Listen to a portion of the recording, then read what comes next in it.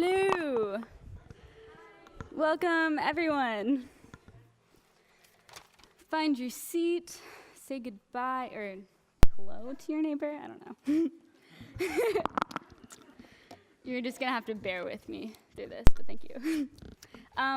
So thank you all for coming out tonight. A quick note is that this talk tonight, can you hear me all right? Okay, cool. This talk tonight and our faculty speaker tomorrow night will be being filmed, and the films will be available on our website, ethicsandactionco.com, as well as our Facebook page, and also the Evergreen State College Productions YouTube page. Just a note. As we begin, I want to take a moment and acknowledge the land which this event is hosted on, the land which we have come together to form community tonight on. This is the land of the Nisqually, Squaxin, Puyallup peoples of the Medicine Creek Treaty Tribe. And these people have lived here for countless generations and had their land seized and colonized. This is Salish land and Salish waters. And those of us who are not of these people are guests here tonight. This is the history of this land, and we are here tonight because of this history. So I want to thank the land and the people of this land for holding this space for us tonight. Thank you. So welcome to the Ethics in Action Conference at Evergreen. This conference is hosted and has been put on by the Ethics in Action Coalition, a group of amazing students who have put so much energy, thought, and heart into making this conference be what we get to experience tonight. Throughout this process, we've been given incredible support from our advisors, faculty, and staff from the Evergreen community, so thank you. And lastly, this event would be nothing without the people who stirred up the courage in themselves and take the time to create the heart of this conference, which is what we get to experience today and tomorrow. In having an ethics conference, it seems important to first try and understand what ethics is. Perhaps in the common usage, we have misused the term as a dogmatic assertion of beliefs, or in other cases, an idealist moral high ground that is unattainable to common folk. It has been hidden in dense rhetoric and behind the covers of expensive books. The word ethics often feels large, so large that many of us like to leave it to the next person or the company or the state. And the term ethical often just likes to get even thrown onto things like an organic or gluten-free sticker at the grocery store. However, at the root of ethics is the simple question, how ought we to live? How ought we to live? This is a question that we ask ourselves every day, and its root is not in scholarship or political maneuvering, but in human nature. The ethicist is at root the dreamer. They imagine the future and then ask themselves, is this the world that I wish to live in? So to begin this conference, we ask that you strip away any preconceptions you have of the idea of an ethicist as an expert and give yourself permission to step into this role. Because if we want to authentically begin to have a conversation about ethics, we must first honor the ethicist within ourselves. But now, if we choose to merely study the world, creating concepts, writing essays, and a long list of how the world could be better, our words become meaningless and empty if we don't take the next step to create that change ourselves. If we choose to solely act on our intuitions without attempting to understand others, institutions, societal structures, or ourselves, we are only blindly going about the world, and change becomes surface level rather than grasping at the core of the issue. So we need the bridge of the two, ethics that flow seamlessly into action and thought that is manifested in change. So at this conference, we have placed ethics next to action to challenge the notion that academia can ever be held separate from the world which it studies, and that anyone can ever think or write about ethics without carrying moral responsibility for acting upon them. And likewise, action, the act of creating in the world, should be birthed from critical thinking and reflection, and can draw from the plethora of theory and knowledge and cultural insight that already exists in our world. So we are here tonight and tomorrow to ask the question, how do we create the world we wish to live in? Instead of looking for an answer, we are continuing a much-needed conversation. We are accepting that ethical inquiry is for everyone, acknowledging that our responsibility never ends but only grows. And by coming together in community, engaging in conversations about ethics, listening and learning from those of us who are actively engaging and inquiring into ethical action, we will all walk away with new perspectives, new modes of thinking, and get the chance to incorporate this knowledge into our daily lives. Ethics in action is about learning and then doing and then relearning and doing it all over again. And the best part is that this will never stop because there is always more to learn and more to do. So now, it is my honor to present to you our keynote speaker, Sarah Fox. Sarah is an inspiration for what ethical action looks like at the intersections of academia and activism. She's the author of Downwind, A People's History of the Nuclear West, and holds a master's degree in history and folklore from the Utah State University and a bachelor's degree in American Studies from the Evergreen State College. Sarah continues to work on radiation exposure issues in her capacity as a board member for the nonprofit group Consequences of Radiation Exposure, also known as CORE. She recently concluded a 2-year term as a guest faculty in University of Puget Sound's Environmental Policy and Decision-Making program, where she instructed nuclear narratives of the American West and community-based methods for environmental research, 2 original courses based on her work. She is currently a PhD student in history at University of British Columbia, where she is beginning new research under Cole Thrush's supervision, examining cultural histories of environmental restoration projects in the Pacific Northwest Salish Sea region. So please join me in welcoming up Sarah Fox.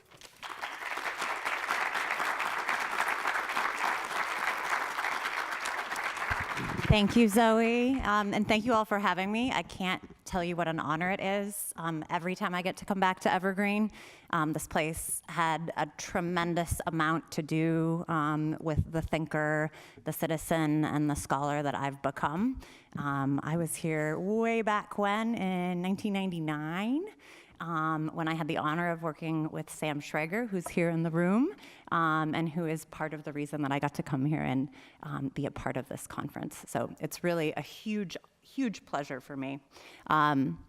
So the talk that I'm going to give tonight, I have very recently, in the last 24 hours or so, titled By Way of the Pasts We Write, Practicing Engaged History and Environmental Justice. And I'm going to bring this theme of ethics and action in throughout the course of this talk, which will tell you a little bit about the work that I've been doing on radiation exposure in the American West for the last 15 years, and a little bit about what I've come to see as my personal way of approaching ethics and action. And I really appreciate the way Zoe framed this for me, or excuse me, for all of us, but it was a nice lead-in for my talk. This idea of ethics as something that each of us is engaged in on a daily basis throughout our lives, throughout our work, is really, really exciting to me.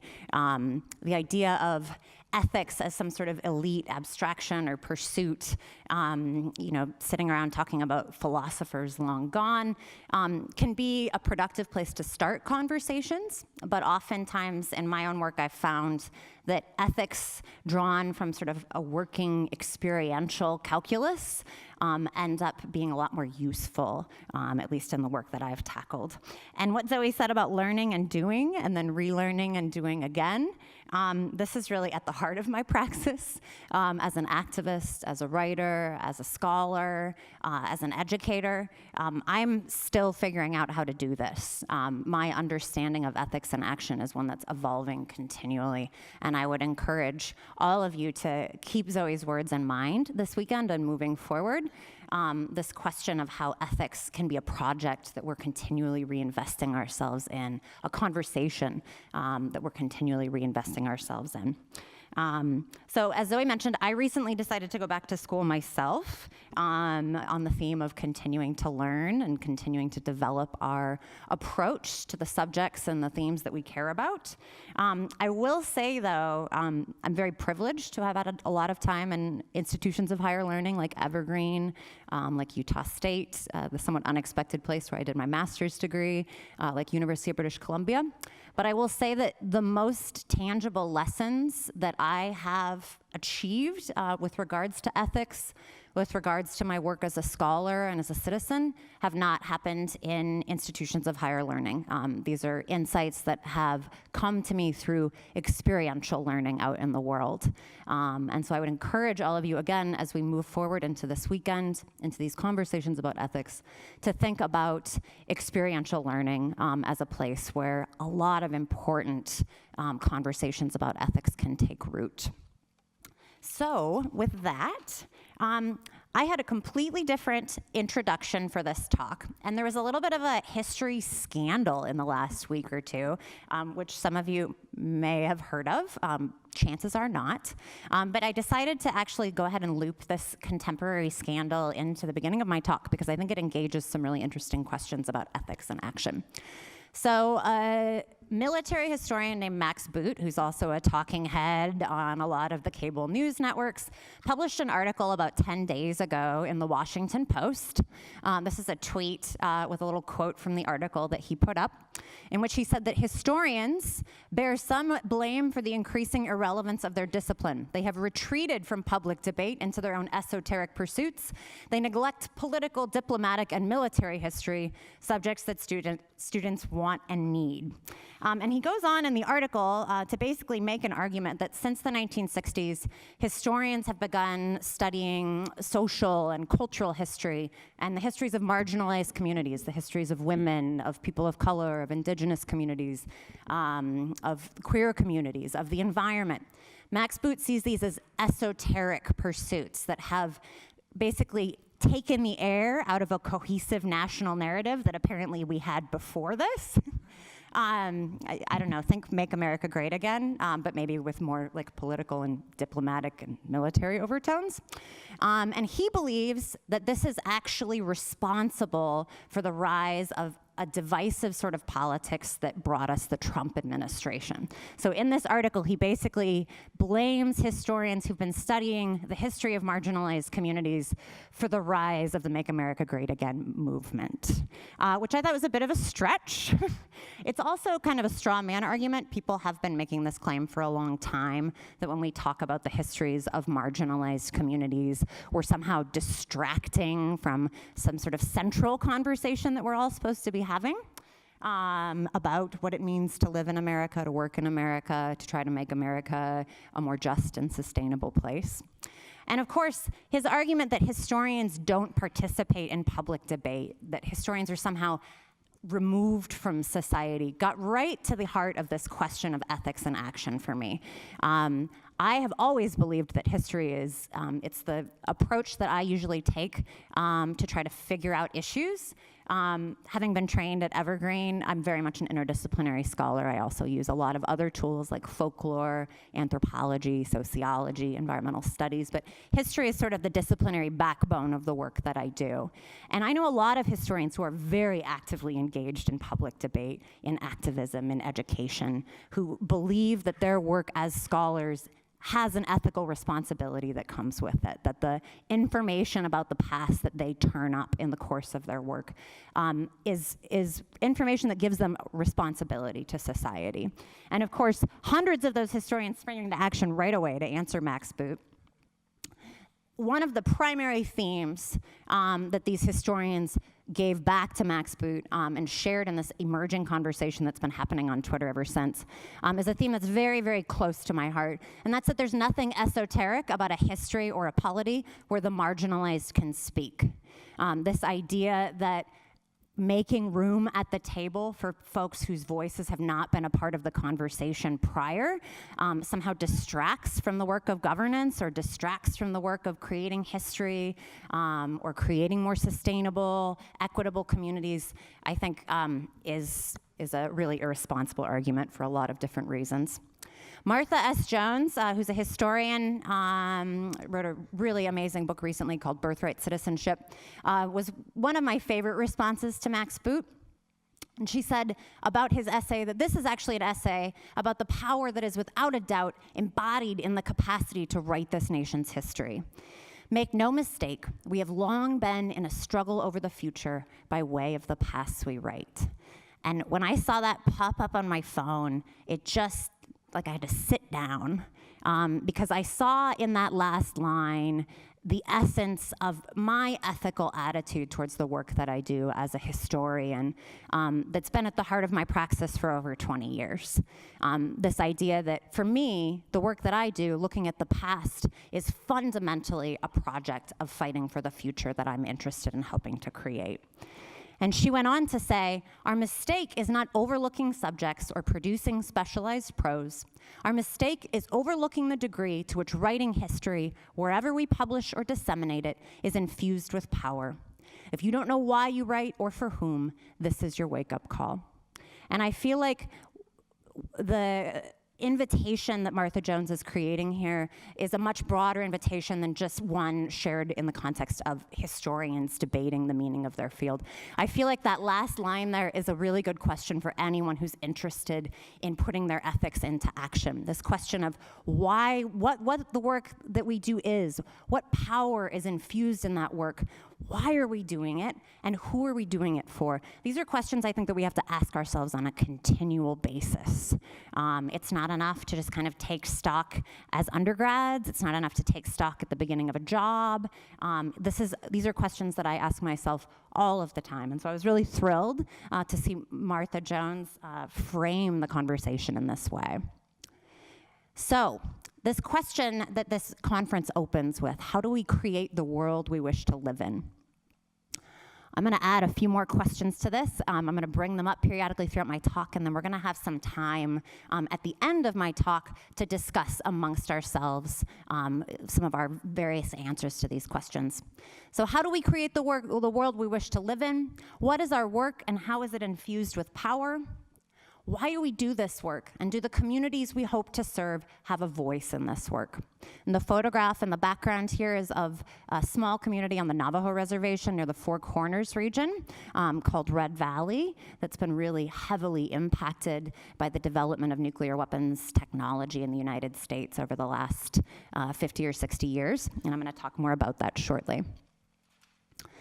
So the best introduction to the work that I do, I believe, is this painting. It's by a Dene or Navajo artist named Ed Singer, and it's entitled I Am Downwind. I'm not gonna try the Navajo pronunciation because I will get it horribly wrong.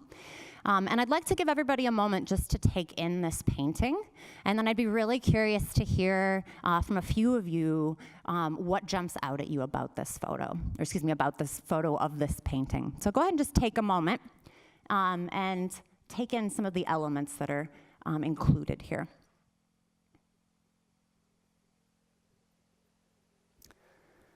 What jumps out at folks? What's the first thing that people notice about this painting? There's no right or wrong answers about looking at art. Yeah?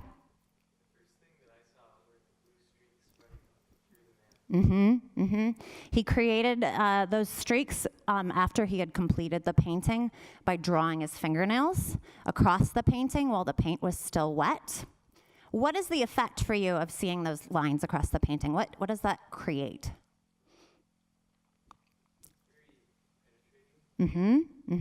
Absolutely. And if you notice the directionality, like the movement that's being created by those fingernail marks, it's beginning kind of in the left of the painting and moving across the body of the gentleman in the foreground of the painting. What else jumps out at folks about this? I noticed that the yellow to on the left of the painting, well, yeah, to the left is, I mean, it's very much a neon yellow color, almost like it's uranium. Yes. You're exactly right. You're exactly right. That yellow orb was Ed's depiction of the mineral of uranium. Any final observations? Anything else that jumps out at folks? The way that the gesture is, like those blues are almost like that slow motion where Yeah, yeah. So there's that.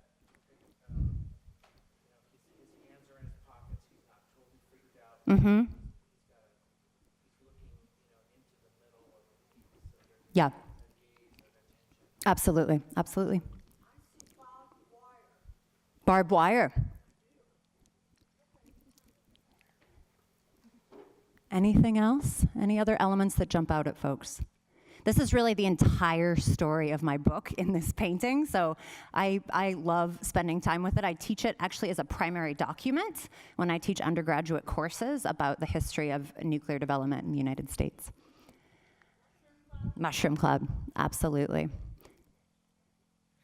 And there's some very tiny details that most folks probably won't be able to see. The man is wearing a turquoise earring, and he has a wrap, like a rawhide wrap around his hair. So it is a depiction of a Navajo individual. And in the bottom, kind of right by the man's knee, you can see just a little bit of blue. That's the Little Colorado River. And this is a very specific landscape that Ed's actually depicting here. This is the area of the Navajo Reservation where he grew up. It's near Gray Mountain in northern Arizona. And it's one of the areas of the United States that's been most heavily impacted by the uranium industry that emerged to support the development of nuclear weapons during the Cold War. And when I first saw this painting, I was absolutely stunned by it for a number of reasons. One of the main reasons that I was so struck by this painting is it's the only depiction I've ever seen that encompasses both nuclear weapons development, so you see that mushroom cloud in the top corner that someone pointed out, and the uranium industry, and the people and landscapes that were affected by those technologies. And I'm gonna actually give you a little illustration of why that was so striking for me. So I went to my publisher as a first-time author. I had really no idea what I was doing, learning as we go, and said I would really like to have this painting as the cover art for my book. And they said, that's nice, you don't actually get to choose. We're gonna put a photograph of a mushroom cloud on the cover. Which was problematic for me because a lot of books that have been written about nuclear weapons development in the United States have photographs of mushroom clouds on the cover. What they don't have is photographs of people. What they don't have usually is any depiction of the uranium industry, which is actually responsible for the vast majority of radiological contamination produced by nuclear weapons and nuclear power production. The uranium industry is where most of the environmental damage happens. The reason, does anybody have any theories why we might not hear more about uranium when we talk about nuclear? Sorry, it's not sexy, not like mushroom clouds. Exactly. The communities that have been most heavily impacted by the uranium industry in the United States and actually all around the world in conjunction with Cold War nuclear development have been indigenous communities. Nuclearism is really a phenomenon made possible by colonialism. The United States and every other nuclear power that has achieved nuclear weapons technology has done so by using the land, the resources, and the bodies of colonized places to develop that technology, to test that technology, to dump the waste of that technology, but most importantly, at the very beginning of the process, to generate the energy needed to create nuclear weapons, to create nuclear power. And that's left out of the conversation most of the time. So it was really important to me that the cover of my book, which was about people's experiences of nuclear weapons development in the American West, actually reflect people, first of all, and reflect the disproportionate impact that these industries have had on indigenous communities. And so I went to bat for Ed's painting on the cover of my book. They told me no again. So I wrote them a position statement, basically, detailing the historical and ethical implications in my mind of putting just a photograph of a mushroom cloud on the cover. And ultimately, I was successful. So talking about learning as we go, talking about finding ways to raise our voices and put our ethics into action. I was a first-time author. I really had no idea what I was doing. And when they first told me I had no choice in the matter, I accepted that. It was frustrating, but I was just honestly kind of astonished that I had survived peer review and that my book was being published at all. And it took quite a bit of courage to go to bat. Then they weren't going to pay Ed enough to use his art, so I decided I was going to fundraise the money. But this idea of ethics and action, I think, is something that we can bring into all aspects of the process of our work.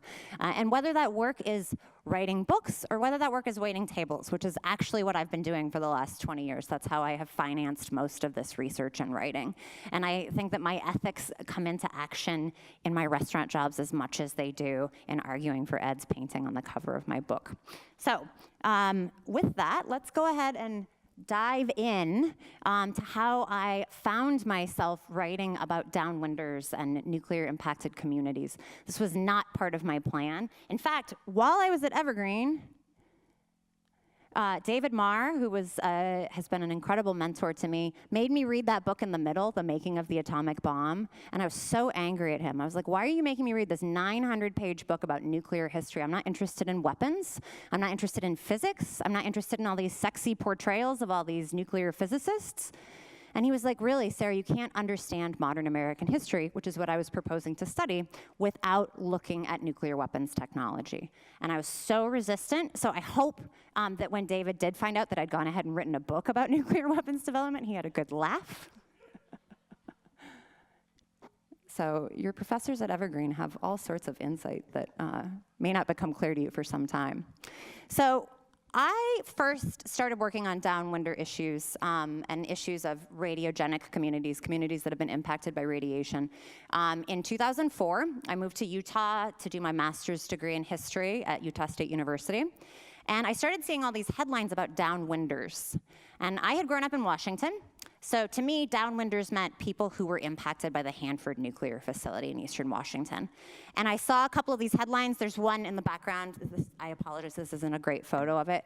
And I was like, how on earth are people in Utah and Idaho downwind of Hanford? I was like looking at maps of wind patterns and watersheds and trying to figure out how on earth radiological contamination from Hanford had impacted all of these individuals and families in the Intermountain West. And I learned very quickly that they were not actually downwind of Hanford, that they were downwind of an entirely other nuclear site, the Nevada Proving Ground, which also became known as the Nevada Test Site. This photograph is Eltona Henderson's parents. She was one of the women I interviewed for my book.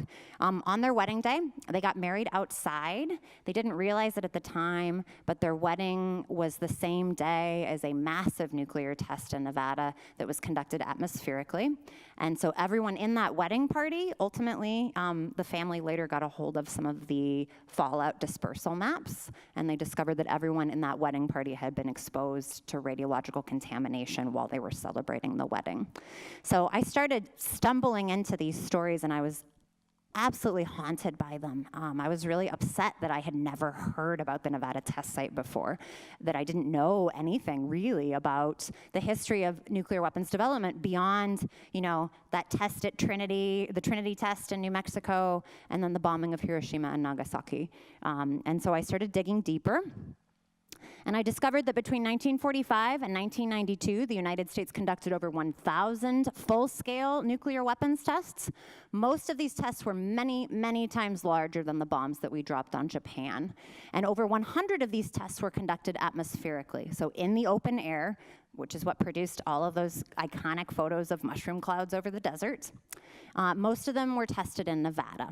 So the Nevada Proving Ground went into action. It's land that was, speaking of colonialism, removed from the Western Shoshone. The Department of Defense tried to pay the Western Shoshone for the land, and the Western Shoshone refused to accept payment. So technically the land that the Nevada test site sits on still belongs to the Shoshone tribe. And there's about 15 other tribes that have historic relationships with this landscape, whether it's sacred sites, burial sites, hunting and gathering areas, et cetera. So they were all excluded from this site when it was appropriated for weapons development in the early 1950s. I also discovered that to make all of those bombs, over 200 million tons of uranium were extracted in the United States between 1950 and 1989, and that most of the waste from that process was never cleaned up. Unreclaimed mine and mill sites continue to contribute radiological contamination to ecosystems around the American West. There's one right in our backyard in eastern Washington, actually, the Midnight Uranium Mine on the Spokane Indian Reservation. It's a Superfund site. It's one of the largest open pit uranium mines in the United States. We have stopped cleaning it up. We are not funding the Superfund program anymore to the extent that is needed to maintain cleanup at these sites. So this is very much an ongoing social and environmental justice issue right here in Washington. But the vast majority of these sites are concentrated in the American Southwest, in the Four Corners region. Most of them are on the Navajo Reservation. So this brings me back, kind of stepping back out again from nuclearism, to this question of ethics and action, and this question of ethics as it comes to the research that we do. And I wanted to share this W.E.B. Du Bois quote. I first read his scholarship as a student here at Evergreen. I think actually in American Community, Sam, was the first place that I bumped into him. And W.E.B. Du Bois, for those of you who aren't familiar, was a civil rights activist, a writer, a teacher, and an amazing anti-colonial theorist. And he wrote a lot about the intrusion of our values into the research practices that we employ. Convictions on all great matters of human interest one must have to a greater or less degree, and they will enter to some extent into the most cold-blooded scientific research as a disturbing factor. He was making an argument that we can't leave our ethics at the door when we do research. This is not a surprising sentiment, I think, for anyone here at Evergreen. At a lot of other research institutions, this kind of runs counter to prevailing wisdom. I've been told many times that I need to take my politics and leave them at the door when I'm getting ready to do archival research or historical research, because they shape the decisions that I make about what evidence I include and what evidence I don't include. And what I've realized over many, many years, and again, this is getting back to this theme of learning as we go, relearning as we go, every single discipline, from history to anthropology to folklore to environmental studies to epidemiology to biology, values and ethics enter into the equation in all of these disciplines. Someone's funding scientific research. People are constantly telling me, well, it's nice that you talk to all these people about their experiences, but what do scientists say? I'll talk about that in a minute. But I think it's really important to acknowledge, for those of us who do academic research, for those of us who do research of any kind, that our ethics are already with us as we engage in that research, as we frame our research questions, as we decide where we're going to look for evidence and for data. And the evidence and data that we find is shaped by other people's ethical imperatives as well. So I encountered this book, White Logic, White Methods, several years ago by, I'm always afraid I'm going to butcher their names, Takufu Zubiri and Eduardo Bonilla Silva. And I teach from this book now when I work with undergraduates. And these are just a few quotes from Zubiri and Bonilla Silva's introduction. Data do not tell us a story. We use data to craft a story that comports with our understanding of the world. We cannot study society as outsiders. We are part of the world and study society from the inside. And finally, this idea of white logic, which was something that I probably encountered when I was here at Evergreen, and I don't think my thinking was quite mature enough to take it in, but it's something that I think about a lot now.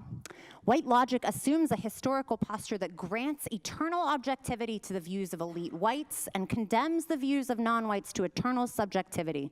It is the anchor of the Western imagination, which grants centrality to the knowledge, history, science, and culture of elite white men, and classifies others as people without knowledge, history, or science, as people with folklore but not culture.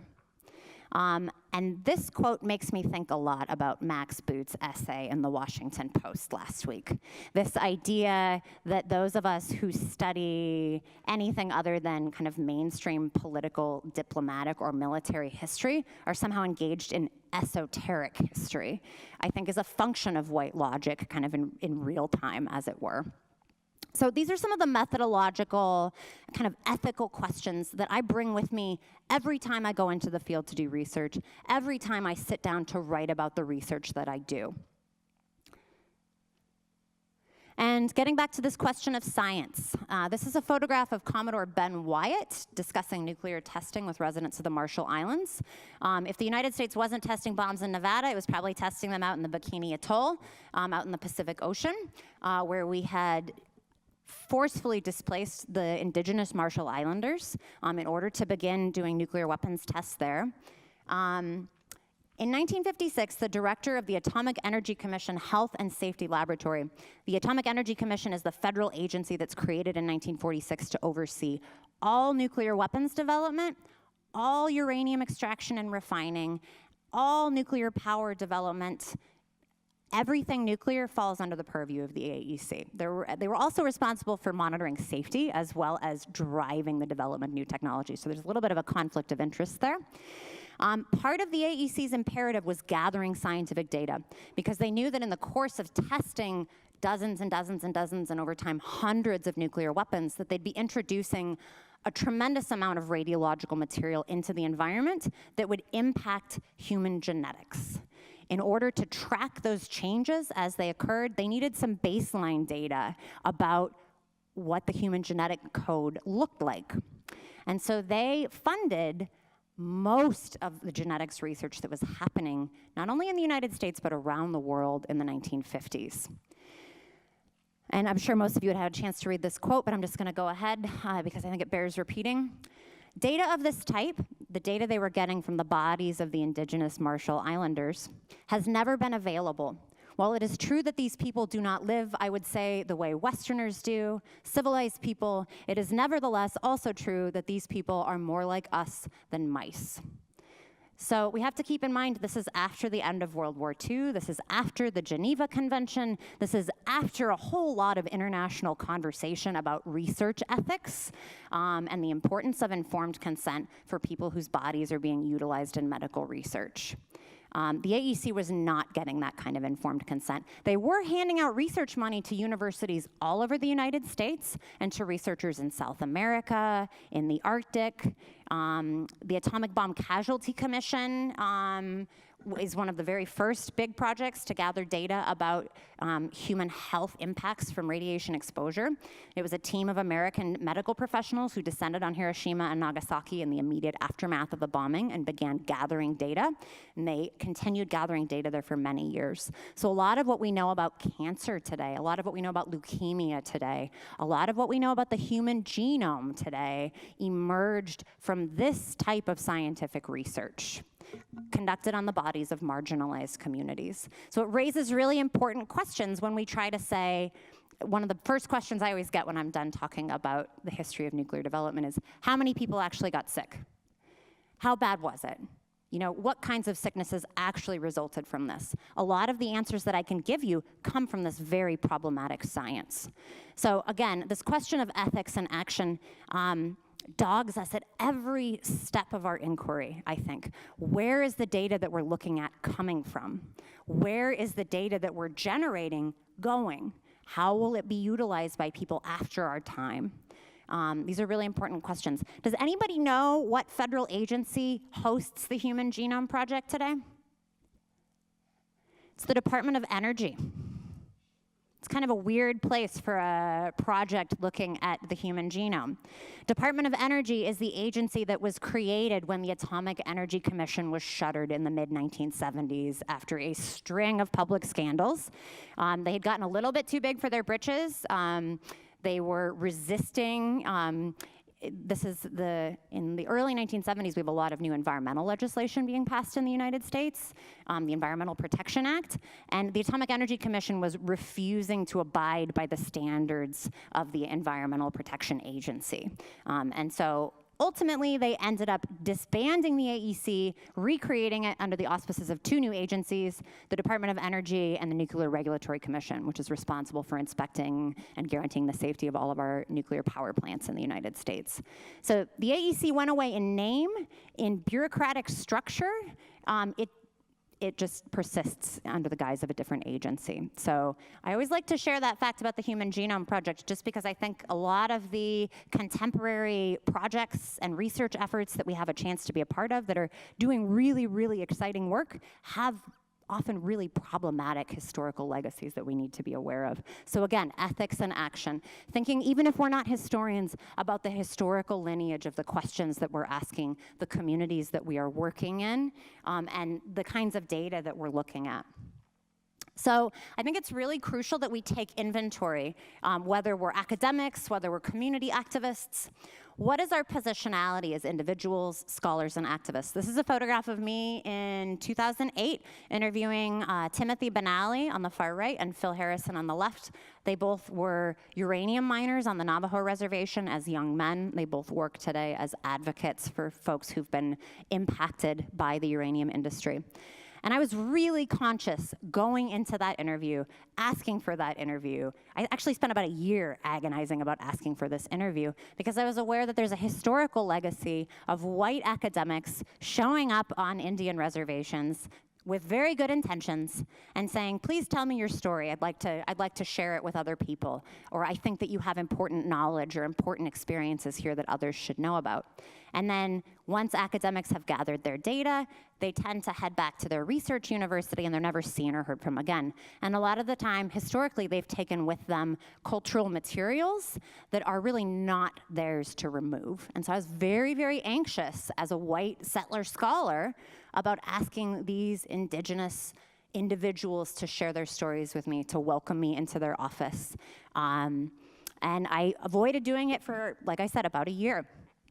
They were incredibly gracious, and I just brought that understanding of my positionality with me when I came to the Navajo Reservation. I brought it with me when I wrote my interview questions, and I brought it with me when I wrote about what they told me. And I bring it with me today as I share these stories, as I travel and talk about the legacies of nuclear weapons development and nuclear power development. What systems of belief shape our subconscious and conscious biases? These are questions that we do a really good job asking ourselves when we're at places like Evergreen, and it's really easy once we get out into the world and we're no longer in this engaging, supportive, discussion-oriented space to stop asking these questions. And I really believe that a crucial tenet of ethics in action is asking ourselves these questions all the time. I encourage my students when I teach to ask themselves these questions at the beginning of a research project, partway through the research project, at the end of the research project, at the beginning of the term, at the end of the term. I have them in another class, we ask these questions again. I think that it's not possible to ask ourselves too often what systems of belief are shaping the way we approach our work, whatever that work may be. Do we subconsciously or deliberately accord one way of knowing more value than another? So for example, are we more interested personally in an oral history about what it meant to work in a uranium mine, or an epidemiological study about what the health impacts of working in that mine were? Which of those sources is more authentic? It's a trick question. Which of those sources is more reliable? Which of those sources should we privilege if they have a difference of opinion? These are questions that I think we have to ask ourselves on a regular basis. And a big part of my project has been, over the years, trying to put different types of knowing in conversation with each other. So recognizing that scientific studies can only tell us so much, oral histories can only tell us so much, geological research can only tell us so much, policy documents can only tell us so much. This is where what happens at Evergreen is so exciting and important, because we're being encouraged to put these different ways of knowing in conversation with each other. Again, that's not something that you're always going to get great support for in other research institutions, in other places. But I think it's really, really critical to getting a fuller picture of whatever it is we're trying to look at or work on. And ultimately, how do our ethics shape our methods, consciously or unconsciously? Again, these are questions that I ask myself over and over and over again. So, coming back to this question of being downwind. I ultimately decided when I moved to Utah and I started hearing all these stories, I started seeing all these headlines, that I needed to get some objective data to try to make sense of what I was learning. So I went into the archives and I started pulling federal documents, government documents from the Atomic Energy Commission. I thought, you know, these are official sources. Surely they will have more data for me. Then I began to discover the problematic legacy of the Atomic Energy Commission, which said one thing privately in its meetings and an entirely other thing publicly. Privately, the Atomic Energy Commission started calling St. George, Utah, Fallout City, because it was immediately downwind of the Nevada test site. Publicly, they issued press releases on a weekly basis that everything was safe, that there was no danger. They stationed an employee of the Atomic Energy Commission in St. George to meet with people who were concerned. That individual met with local doctors to counsel those doctors on the signs of radiation paranoia and radiation hysteria, so that when individuals, usually women, mothers with children, came to their doctors concerned about inexplicable medical problems, they could be calmed down. So I started to realize that these official sources, these government records, were actually deeply, deeply problematic. And as I began doing oral histories, I started finding all sorts of things I knew I would never be able to verify. I interviewed one woman who told me about seeing a mushroom cloud from the schoolyard, and she said, that was the Dirty Harry test, I know it was. Harry was a test that happened in May of 1953. And this woman wasn't old enough to have even been in school in May of 1953, nor did she have any way of actually knowing the name of the test that she saw on the horizon. So I started to really worry, you know, how am I gonna write about these oral histories? How am I gonna put them into conversation with this totally flawed and problematic and disingenuous documentary record that's rife with propaganda, rife with government propaganda? And I started to worry. I was in a traditional history program. I wasn't in an interdisciplinary program, that I wouldn't be able to write about these stories for my master's thesis because they were just too hard to pin down. They were too hard to prove. And I thought back to my training that I was privileged to have here at Evergreen working with Sam, thinking about stories as folkloric material.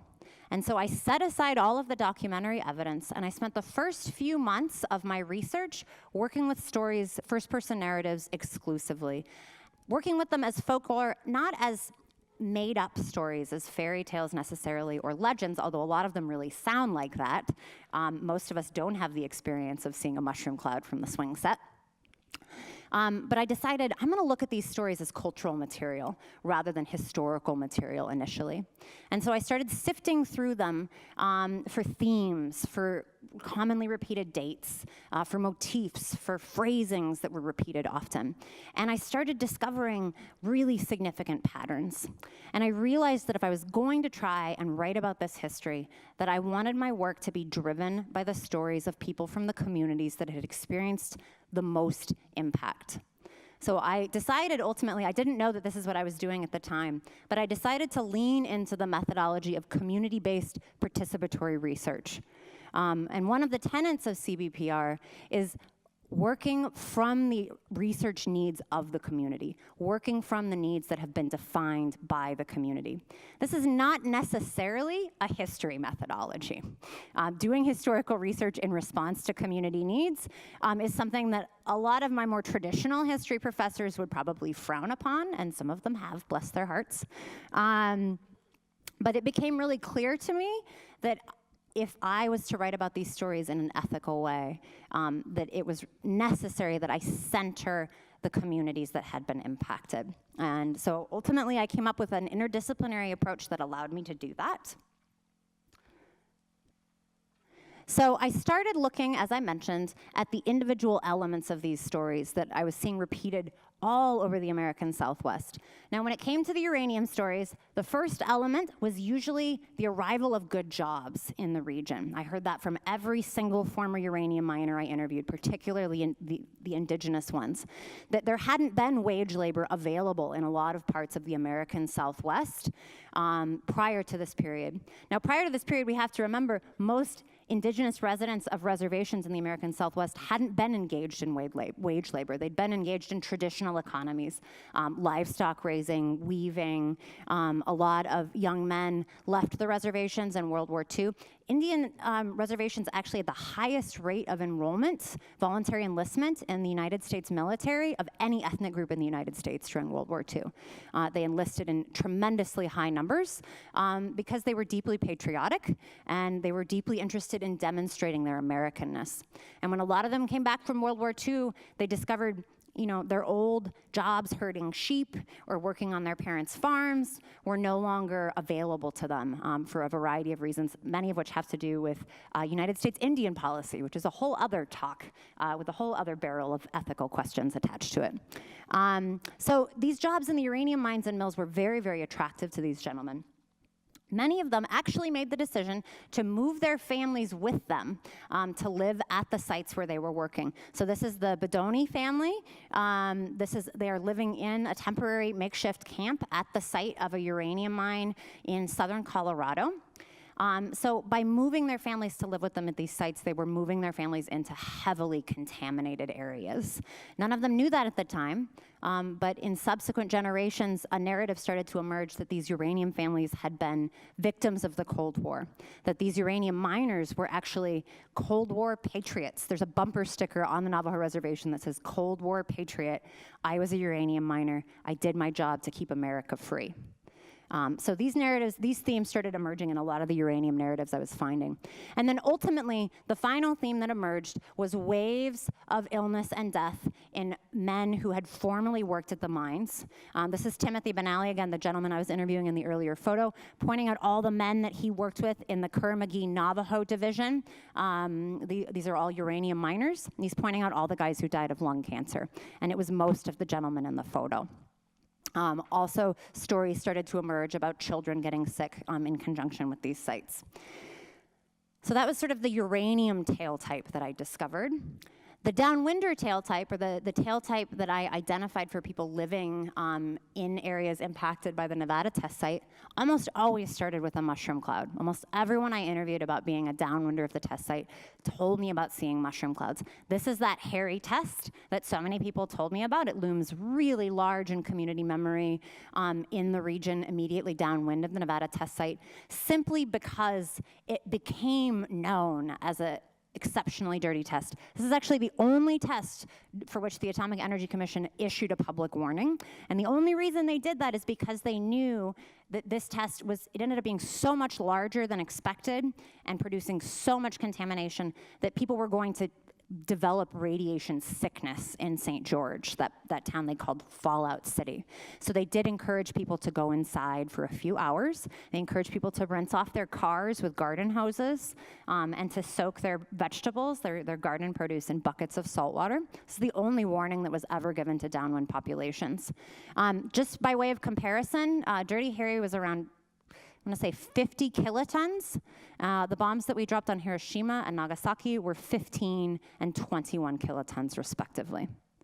So this is about 3 times as large as the bomb that we dropped on Nagasaki and over twice as large as the bomb that we dropped on Hiroshima. The second element that I always heard, somewhat bafflingly, people would tell me about the mushroom cloud, and then they would tell me about how they played outside every day when they were kids. And initially, I was a little bit confused as to why we were switching gears from this sort of like post-apocalyptic landscape to this very wholesome American childhood landscape. But this came up in almost every baby boomer oral history I did downwind of the test site. The next theme that I identified in a lot of these stories was drinking local milk. Almost everyone I interviewed in the downwind region could tell me what dairy their milk came from. They remembered having the milk delivered to their front doorstep. So these two elements, this kind of like wholesome American childhood in the 50s, these were a core part of a lot of the downwind narratives that I was finding. The next theme I heard about was sheep, and this is where things started to get kind of post-apocalyptic and dark again. People almost always told me about that time that 5,000 sheep died in southern Utah. This is an incident that happened in 1953 and 1954. Subsequent to that Harry test, Harry was part of the Upshot Knothole series, which took place in the spring of 1953. It was the largest series of nuclear weapons tests that the Atomic Energy Commission had attempted in Nevada up to this point. They were getting pretty bold. The Soviets had the bomb at this point. point, there was a lot of concern about staying ahead in the arms race. So they were setting off nukes almost every week throughout the spring of 1953.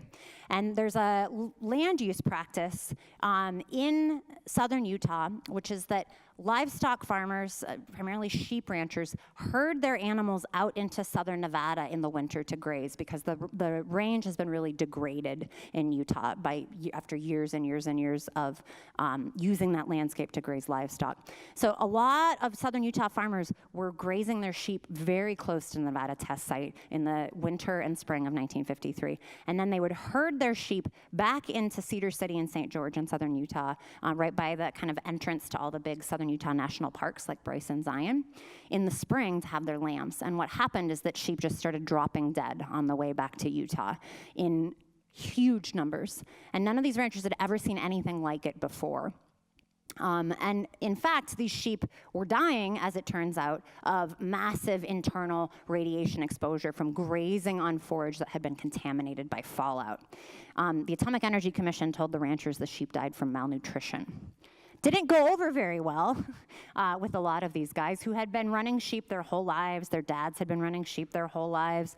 There was a long tradition in the settler communities, they're predominantly Latter-day Saint or Mormon communities in this part of Utah, of sheep knowledge, of having sheep thrive, of building a business and a life for your family based on raising sheep. So this had a huge impact on these small farming communities. And this is where cracks started to appear for a lot of people in the federal government's authority. And then the last theme that I started hearing in a lot of these downwinder stories was, again, similar theme from the uranium stories: clusters of death, clusters of birth defects, miscarriages, childhood leukemia in the late 1950s and early 1960s, and then clusters of hard cell cancers in the 70s, 80s, 90s, and so on.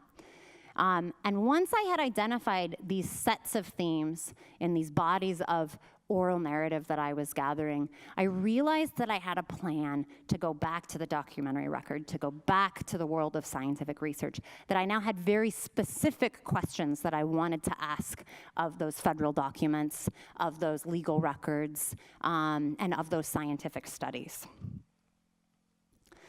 So this is one of those studies that I found and that I approached with this new understanding based on the prevalent themes that people had shared with me in their stories.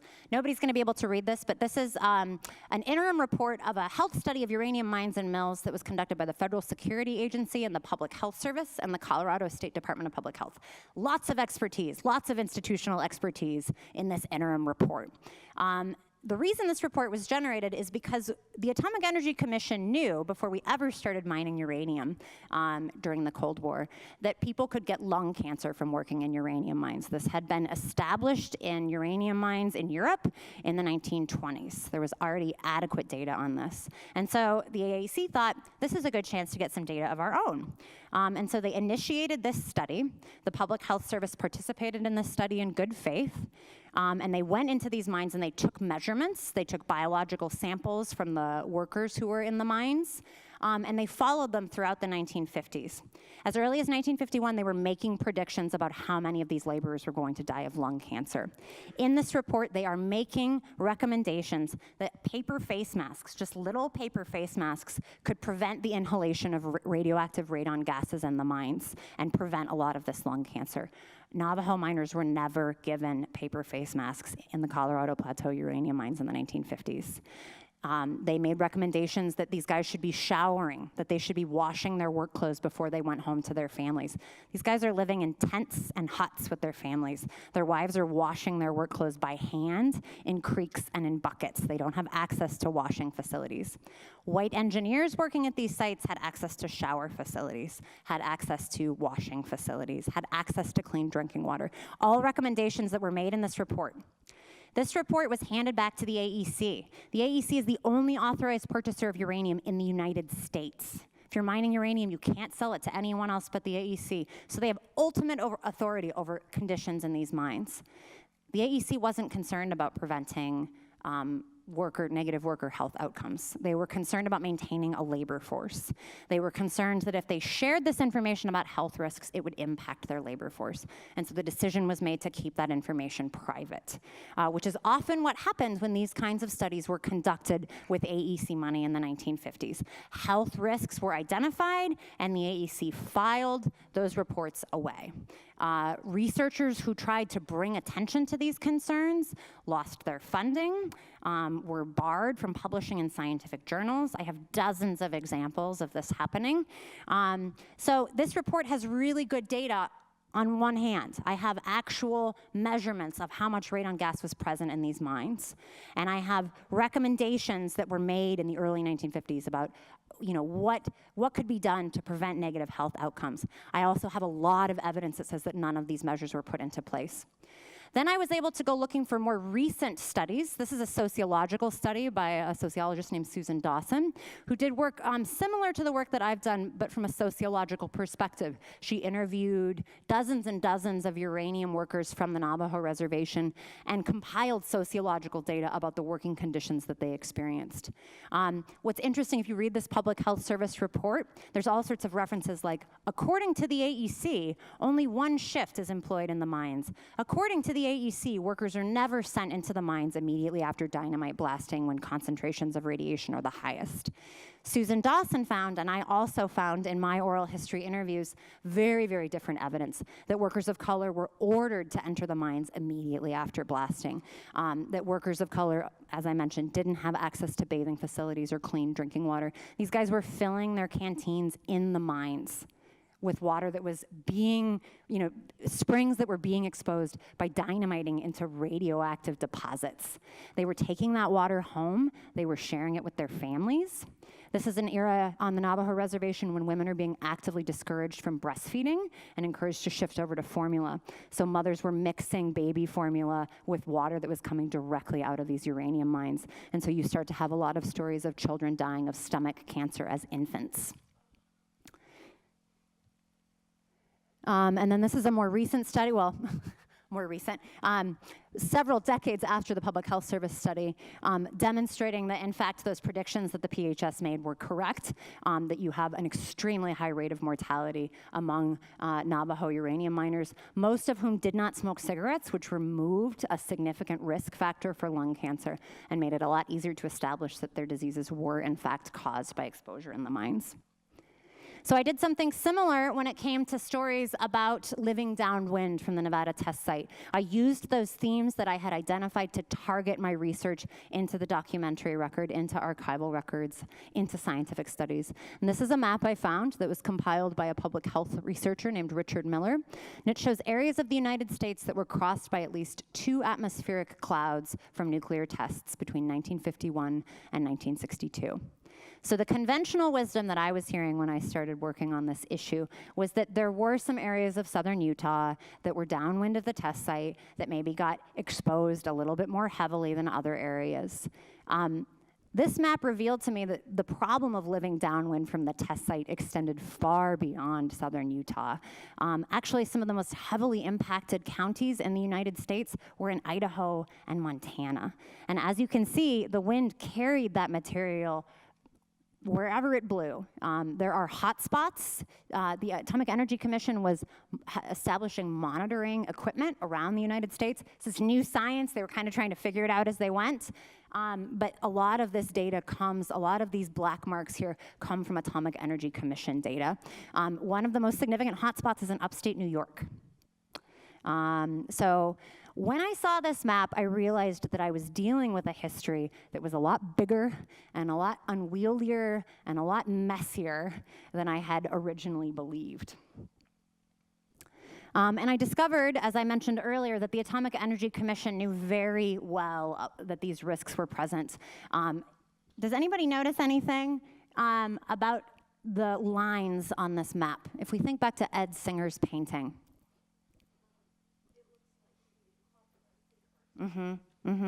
That was the first thing I saw when I saw Ed's painting, is it reminded me of the Richard Miller map, which is a really useful tool in the activist community. When this map came out, it was immediately made into postcards, posters. Most of them have a little caption that says, "Is your state on this map?" And it's been a really effective organizing tool for downwinders and people who've been working on nuclear test bans over the years. It's a pretty effective illustration. You can see pretty much exactly where the Nevada test site is. Let me see if I can get this pointer to work.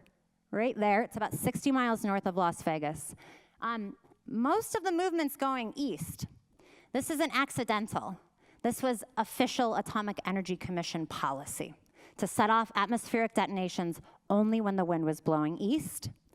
Because if one of those clouds went over Las Vegas or California, it would cause significant visible radiation sickness in dense populations.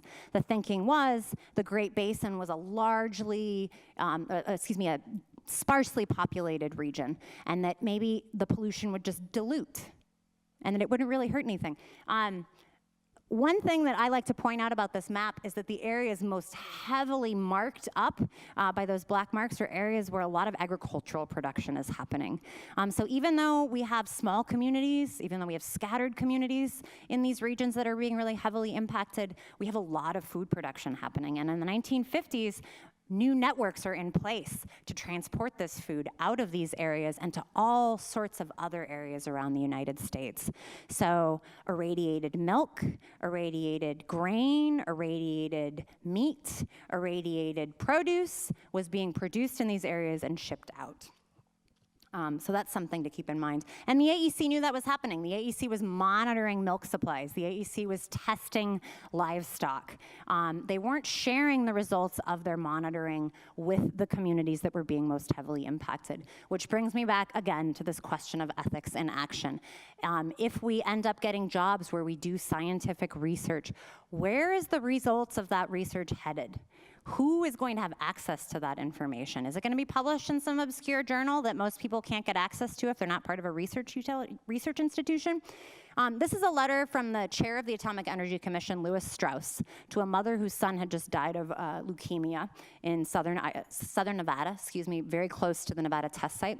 And she had sent him a petition that was signed by most of the ranch families in that area, many of whom at this point, she did this in 1957, 6 years of atmospheric nuclear testing in their yard, essentially. Most of these families have dozens of photographs of mushroom clouds that they took from their properties.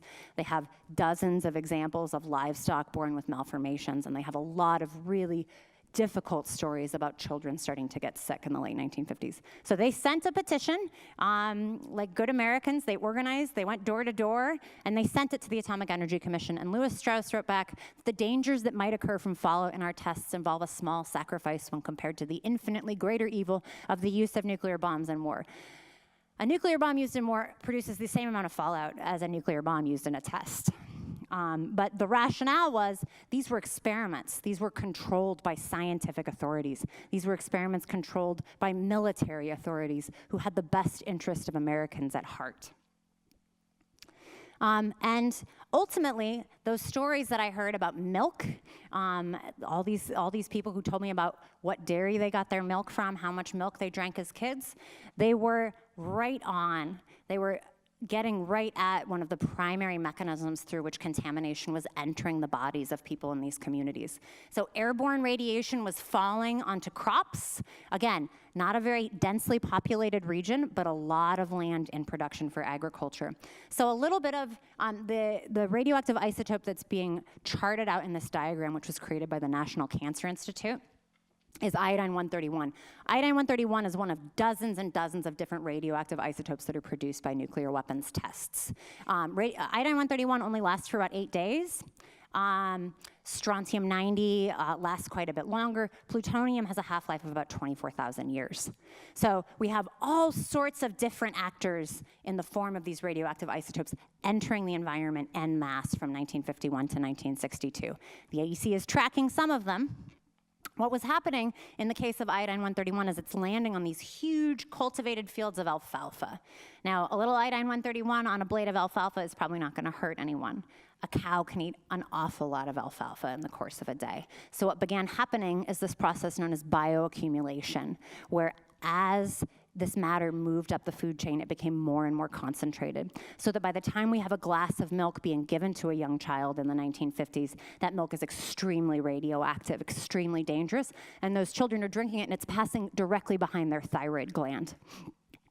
So thyroid cancer is one of the few cancers that we have an authoritative, quote unquote, scientific study about.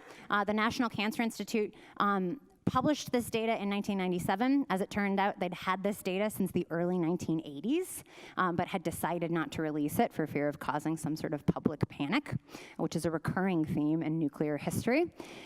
When they released this data in 97, they estimated that somewhere between 10,000 and 280,000 extra cases of thyroid cancer have occurred in the United States based on atmospheric fallout from nuclear tests, just from 51 to 62. In 62, nuclear testing goes underground. We continue to test nuclear weapons, full-scale nuclear weapons, in Nevada up until 1992. So well into my lifetime, and certainly well into at least some of yours. Now, those tests that were conducted underground, theoretically, the contamination was being contained. I think it's worth asking where it's gone. A lot of it vented into the atmosphere. I have photographs of mushroom clouds that are 10,000 feet tall from underground nuclear tests conducted in the 70s.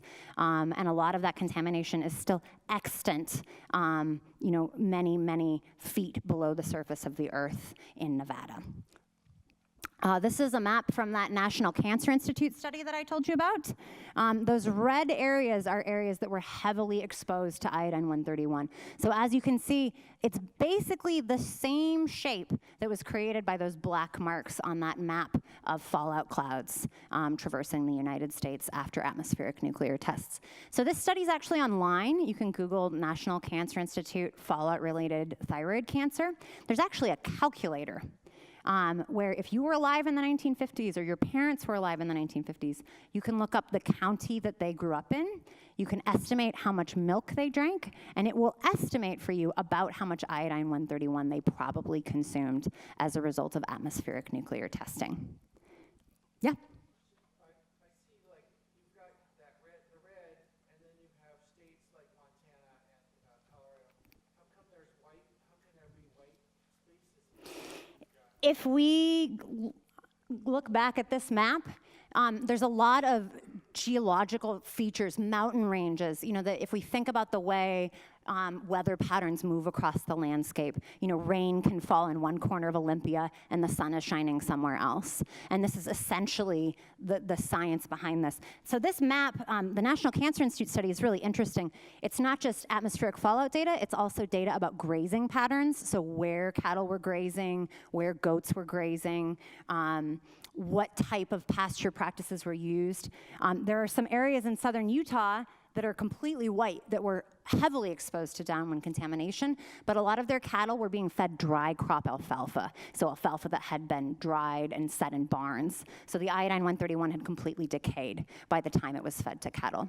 So there's lots of different factors intersecting when we draw this calculation about why certain areas were more high risk than others. There's a lot of different factors that come into play. It's also worth noting that the 1950s is an era when milk producers associations become really big, when you start to see industries like milk and beef production forming professional organizations to help promote their products. So during 1953, during that really dirty test series I told you about, the Utah Milk Producers Foundation launched this whole campaign called Drink Milk, Tastes Extra Good in Utah. And they had competitions where kids who brought in the most milk cartons could win a bicycle. They had competitions for beauty queens at the University of Utah, who liked milk the most. So during this period of really intense contamination, we also have a spike in dairy consumption happening in these same areas. And that's not information that I would have known to look for without guiding my research based on the stories that people were telling me. And what I also discovered going into the documentary record is that I was not the first person to get interested in the effects of these technologies, that people from these communities had been speaking out, advocating, organizing, gathering data of their own for decades and decades and decades before I ever got on the scene. Irma Thomas on the right was a mother from St. George, Utah, from Fallout City. She was one of the very earliest activists to speak out on this issue. She was a pariah in her own community. St. George was really trying to establish itself as a gateway to the national parks in Utah during this era. Talking about radiological contamination from nuclear testing was seen as extremely bad for business, which is what people usually tell me when I try to do this kind of work in Richland, Washington, near the Hanford site, that these are not topics that people are interested in talking about, that these are myths and rumors from the past that are better left in the past. So Irma Thomas took a lot of flack while she was alive. So did Manny Pino. He's an Acoma Indian activist. He's on the left there testifying about the Jack Pile uranium mine, which is, there's a picture of it behind him, which is pretty difficult to see. In this photo, he's testifying in 1992 at the World Uranium Hearings in Salzburg, but both he and Irma started working on this activism in the early 1970s, long before the media had learned to care. You do start to see a spike in media interest in the downwinders, and to a very, very minor extent, the uranium workers in the late 1970s. Any ideas why these topics might be coming into the news? Why there might be a new willingness? I see you're mouthing something. 3 Mile Island, absolutely. So 3 Mile Island nuclear power plant, this accident that happens in 1979. Actually, 1979 is also the year of the largest nuclear accident in American history. Does anybody know what nuclear accident in American history was bigger than 3 Mile Island? It was a uranium accident. It was called the United Nuclear Corporation Tailings Pond Spill, and it happened in New Mexico. 3 Mile Island released about 13 curies of radiation. The Rio Puerto Spill released 46. 3 times the radiation released in the 3 Mile Island meltdown. And basically what happens, there was a pond of radioactive sludge. The process of producing uranium, as I mentioned, produces the vast majority of toxic waste and radiological waste from nuclear power production and nuclear weapons production. Cleaning up that waste was never a priority for the Atomic Energy Commission. It's not a huge priority today for the EPA or the Department of Defense or the Department of Energy or the Nuclear Regulatory Commission, because the idea is that we have more pressing concerns. And the rationale in all these old AEC memos is future generations will come up with the technological solutions for these problems. Our responsibility is to keep United States democracy functioning for those future generations to inherit. So in the interest of doing that, they subverted a lot of cherished principles of democracy in order to create this nuclear infrastructure. So the Rio Puerto Spill was something to the tune of 90,000 gallons of radioactive effluent that had just been dumped in an unlined pond, and they threw up a little concrete wall around it, and after about a decade, that concrete wall burst open, and all of that radiological material flowed into the tiny Rio Puerto River, which flows through the Navajo reservation. No one was warned for at least a week. People started telling stories of waiting. This is where they got all their drinking water. This is where they this is where they took their livestock to get water. This is where they got water to irrigate their crops. And people started noticing rashes on their legs when they waded in the water, sores on the mouths of animals that were drinking the water. Supposedly about a week after the spill, some signs were put up in a few places telling people to stay away from the water. Water wasn't trucked in the way we think of maybe it would be today, the way they're still trucking water into Flint, Michigan. This spill was never remediated. It was never cleaned up. From the Rio Puerto, that radioactive water flowed into the Rio Grande. And so everybody downstream from this United Nuclear Corporation uranium mill was exposed to tremendous amounts of radiological contamination the very same year as 3 Mile Island, and most of them never knew anything about it. So what I started to discover as I waded further into this and began to develop these, enthusiastic kind of delusions of somehow rescuing these stories from oblivion, I discovered that these people had been telling these stories for years and years and years. They'd been telling them to each other. They'd been telling them to journalists. They'd been telling them to Congress. There were congressional hearings on this issue in 1979. Teddy Kennedy and Orrin Hatch made their early careers off promising to advocate for downwinders. The atomic vets. I don't know if anybody's ever heard about the atomic vets, but in 1957, the Army decided that if it was going to use nuclear weapons in war, it had better start desensitizing enlisted men to the sight of nuclear weapons explosions. So they started stationing American soldiers on the Nevada test site, making them watch nuclear detonations and then march to ground zero as if they were taking over, an enemy city after the use of a nuclear weapon. And these guys told stories about seeing the bones in their hands when the flash went off, about nosebleeds. And in the 1970s, around the same time that a lot of these uranium miners are starting to get sick with lung cancer, a lot of these atomic vets they start calling themselves atomic vets. And they start going to the VA and trying to get health care and being told that leukemia isn't covered under their veterans benefits. And so they will not be receiving health care from the federal government. And so a number of these guys, they also weren't going to be getting their veterans benefits. They're deceased. Once they were deceased, they were worried their wives and their children wouldn't be able to draw their pension from the government. And so a number of them went to their politicians, their elected officials. And this became very, very big news for a little while in the late 70s. 3 Mile Island definitely catapults this issue of radiation impacted people into the larger imagination. We also have, the Vietnam War era, the Watergate era, this idea after years and years and years of Cold War fear and kind of blind trust in the federal government, not from everyone, but from a lot of folks, that possibly maybe the government didn't always have our best interests at heart, that possibly the government was also made up of people who were fallible, who sometimes made bad decisions. And so you start to see this window of opportunity for people like Irma Thomas and Manny Pino to get some traction with their issues.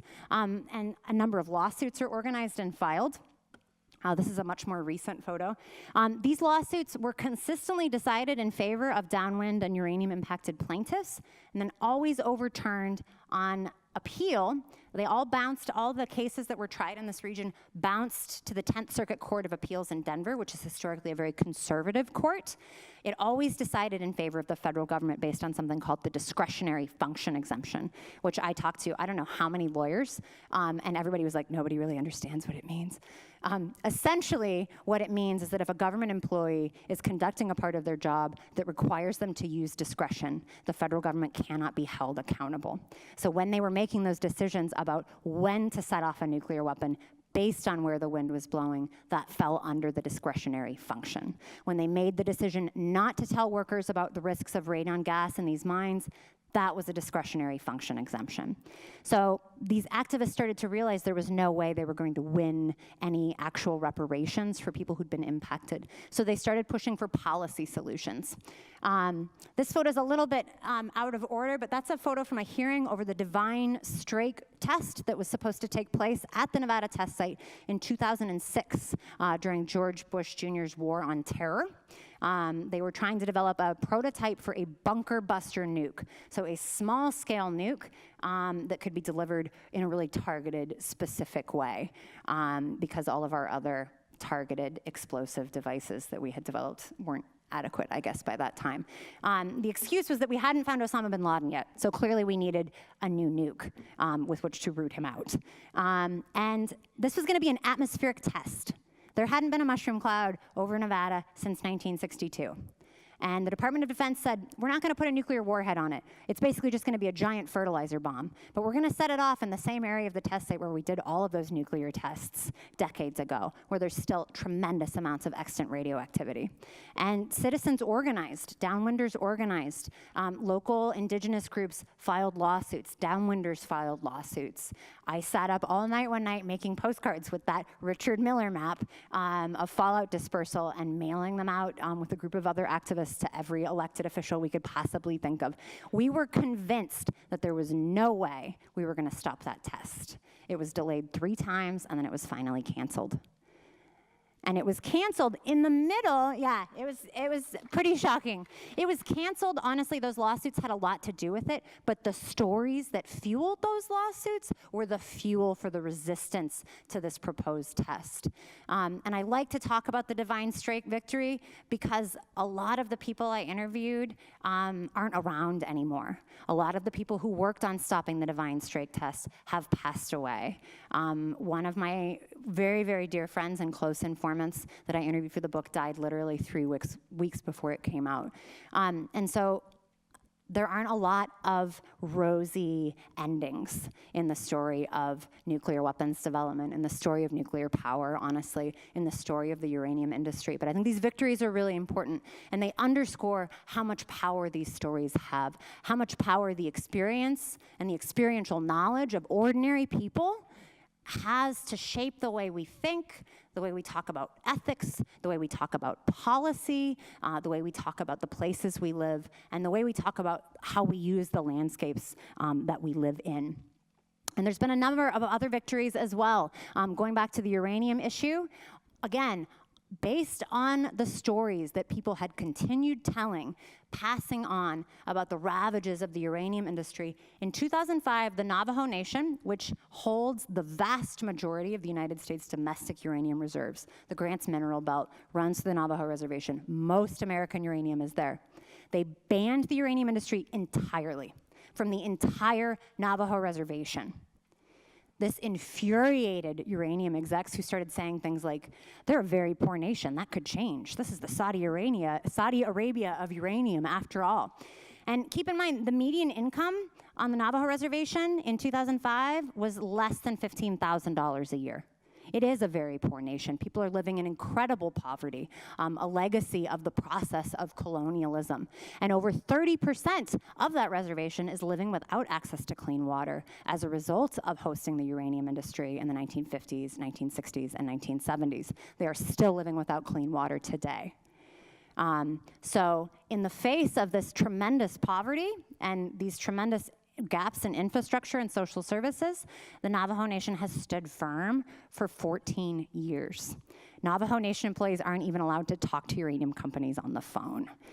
So of course those companies have magnified their efforts to get access to uranium off the reservation. They've been trying to get access to uranium in national parks like the Grand Canyon. The Grand Canyon Havasupai won a ban on uranium mining in the Grand Canyon in 2012, and that went to the Supreme Court in 2017, and it was upheld. The New Mexico All-Indian Pueblo Council banned the uranium industry near sacred sites, which the Pueblo Council has a lot of sacred sites in the state of New Mexico. These communities are engaged in a battle over protecting these landscapes and their communities on a daily basis. Most of the companies that extract and refine uranium today are major multinational energy corporations with phenomenal resources in terms of lawyers and researchers and PR people who come in and talk about their effective, technologically advanced new ways of getting uranium without putting anybody at risk. The new solution is something kind of like fracking. It's called in situ leach mining of uranium, where instead of sending guys underground to use dynamite to get at uranium, they take water, which there's not a whole lot of in the Four Corners region, and force it underground with a bunch of chemicals in it to try to force out the ore that they're interested in getting at. And in so doing, they completely destroy the water table. Irreparably, it can't be cleaned up after. So these mining companies have a lot of resources. They have a lot of flashy PR videos. The fact that these indigenous communities have continued to bar the uranium industry from their lands, especially after the spike in the cost of uranium that happened in conjunction with September 11th, 2001. Anytime national security is perceived to be under threat, uranium goes up, because that's how we make nuclear weapons. And I don't know if anybody has seen the headlines lately. I'll get to this in just a second. Another big victory was the Radiation Exposure Compensation Act, which was won by the efforts of these community activists like Irma Thomas and Manny Pino, who had been working since the early 70s, who had filed all these lawsuits, won all these lawsuits, and then seen their victories overturned. They realized that some sort of what's known as compassionate compensation, where the federal government basically says, you can't prove that it was us, but we're admitting that we did a bunch of things that probably made a bunch of people sick. So if you can submit all of these different pieces of proof and evidence, based on our standards, will award you some compassionate compensation. So if you live in one of, I think it's 26 counties in northern Arizona or southern Utah, you can qualify for $50,000 for a compensable cancer. So there's a list of politically acceptable cancers. A lot of cancers that are caused by radiation exposure are not on that list. Skin cancer is not on that list, honestly, because they knew they were going to have to pay out way too many claims. These claims are also only eligible for people who were alive during nuclear testing. So even if both of your parents were exposed to nuclear testing in the 1950s, which has a pretty dramatic effect on the developing reproductive organs, and then they had you, and you developed a form of leukemia that maybe is only seen in the downwind regions or in Hiroshima or Nagasaki, you're not eligible for compensation. So it's a very limited program. It also provides compensation to people who worked in uranium mines and mills, but again, there's a tremendous amount of paperwork required. You have to have worked there during the very dangerous period in the 1950s. You have to have the right kind of cancer. There's also compensation for people who worked at the Nevada test site, and for those vets who were forced to march on the grounds of these nuclear tests. Most of them are gone now. Some of their families can try to get the compensation. And as I mentioned, the Navajo people today, probably more than any other community in the United States, continue to live with the environmental and health effects of this industry. There's more than 500 abandoned uranium mines on the Navajo reservation alone. There's thousands more across the American West. They're often not signed. Those of you who spend time in the backcountry, I know there's a lot of folks at Evergreen who enjoy getting out and rock climbing, backpacking. I've talked to a lot of people who have found uranium sites in the Four Corners region, in the desert regions of Eastern California, Northern Arizona, et cetera. So it's something to keep an eye out for. They're still extremely dangerous.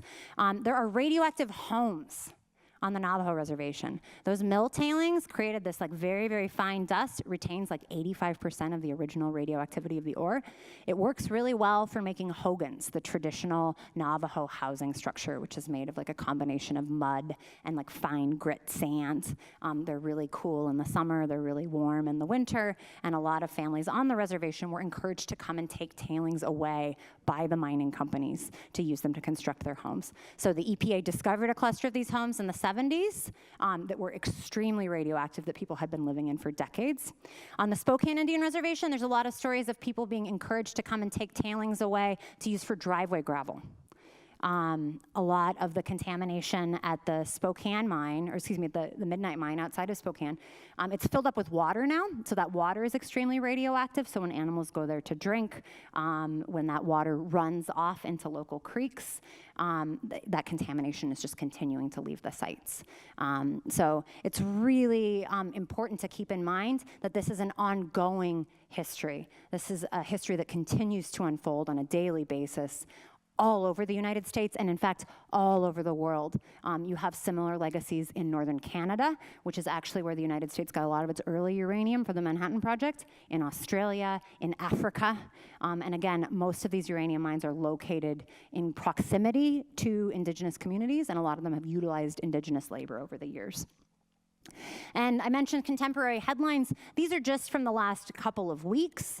Trump announced that the United States was going to withdraw from the INF nuclear arms treaty with Russia. He also announced that we were going to put in production, and we have now put into production, a new breed of small-scale nuclear weapons, so we can have, I guess, a small-scale nuclear war. The United States this week dropped the demand for full accountings of North Korea's nuclear program ahead of Trump's trip to North Korea. In Utah, they are debating a bill to stockpile radioactive waste, a variety of depleted uranium that gets more radioactive with time, not less, in areas that have been really heavily impacted already by the history of nuclear development in the United States. These are just headlines from the last couple of weeks. So hearkening back to Max Boot's claim that historians are sitting off in their ivory towers, engaged in their esoteric pursuits. The history that I study is very much a history that is active and ongoing and continuing to unfold.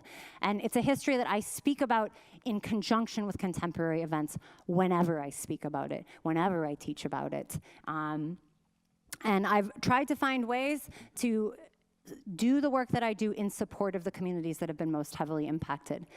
So I help generate material for the Downwinders of Utah Archive, which is an online interactive archive where oral histories are being stored from people who've lived in radiation impacted communities across Utah.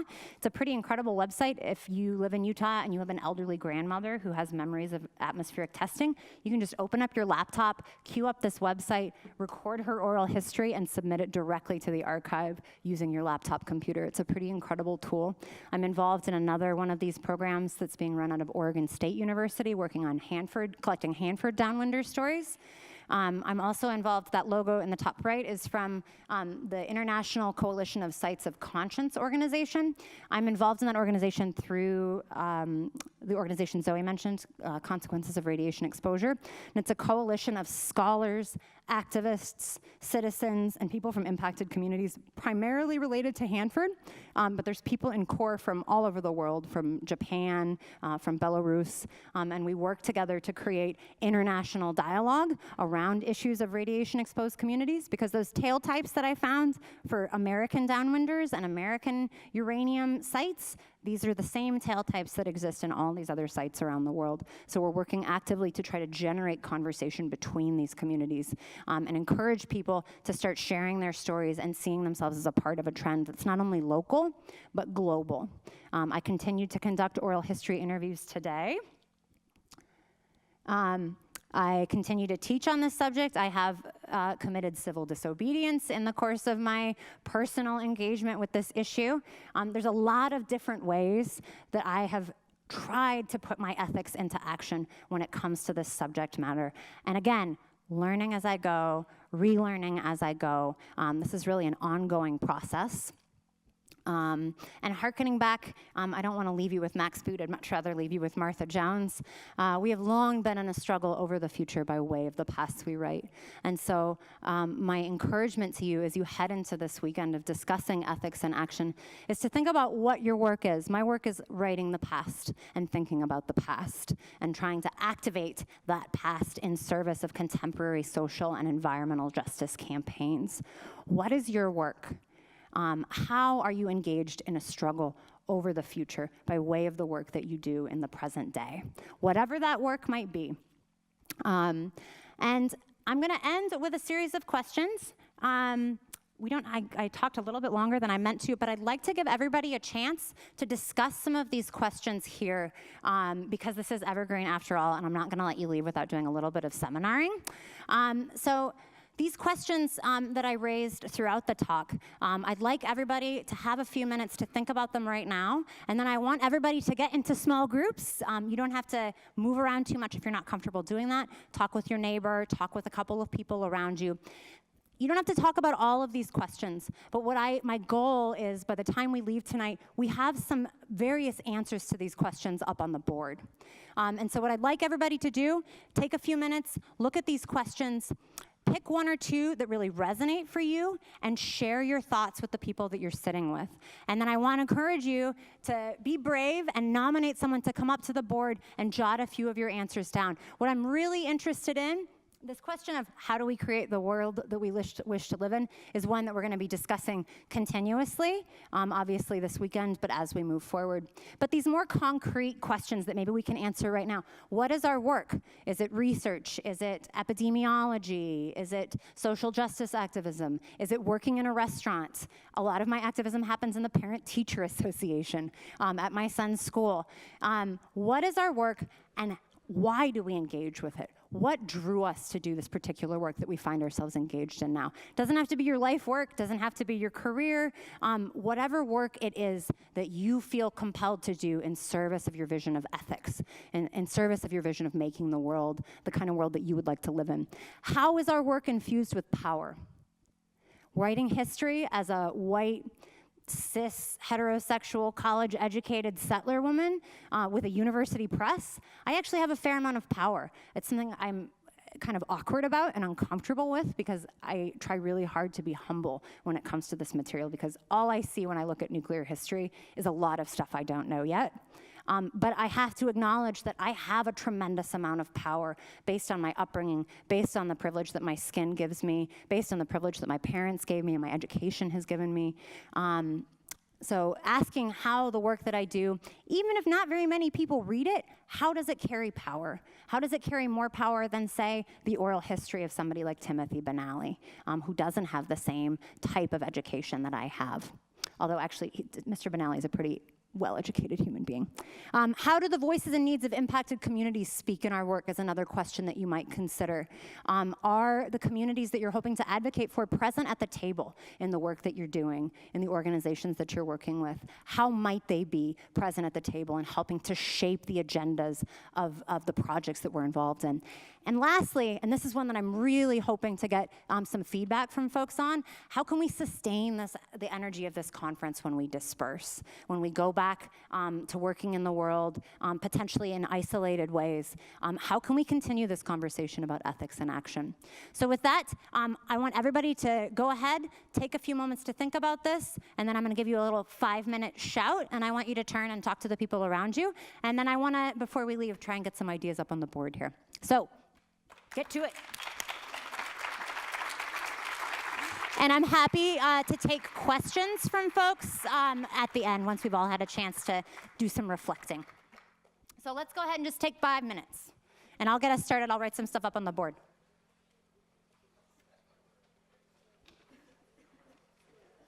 So I pulled a classic move and talked way longer than I was supposed to, which often happens when I get started talking about my work. So what I want to encourage folks to do, I'm going to go ahead and take questions if folks have questions. I would love for folks to just come right up, grab a pen, and share some ideas on the board while I'm answering questions. So I would love to see some of the ideas that you all have. There's pens along the board up here. Any questions that I can answer about any of the topics that I've tossed out at you today? Just a quick one, which was the last photograph, there was a line and people were kneeling. What was happening? This is a group of activists getting ready to be arrested at the Nevada test site. I'm in the middle. And the gentleman around me, one of them is a Quaker lawyer, the other one's a Franciscan peace activist. And this protest happens every spring, right around Easter. It's organized by a group called Nevada Desert Experience that's based out of Las Vegas. They're a great organization.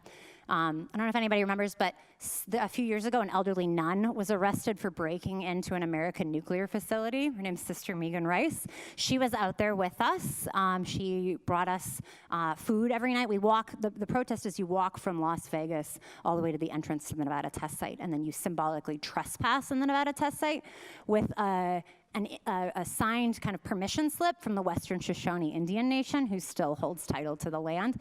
So they arrest us, they put us in holding pens, you hang out in the holding pens for a while, and then they let you go. This is a practice that began in the lead up to the end of the Cold War in the 1980s. And I'm very hopeful that this is a form of protest that's going to get a lot more attention now that Trump has put nuclear weapons back into production. Other questions that I can answer? Yes, exactly.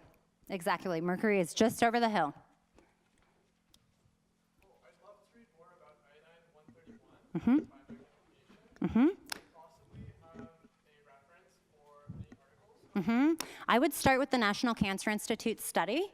That's a great place to get started. And you can Google that online. Just look for fallout and thyroid cancer related to the National Cancer Institute. And that once you get to that, you're going to see a lot of other resources and links and data that you can get to. Yeah, absolutely. Yeah, that's a pretty interesting theme. There's a lot of really interesting folk material around the thyroid cancer scar. So in Eastern Washington, a lot of people call it the Hanford necklace, the little scar from having your thyroid removed. And then they call it, some people call it the downwinder smile in Utah.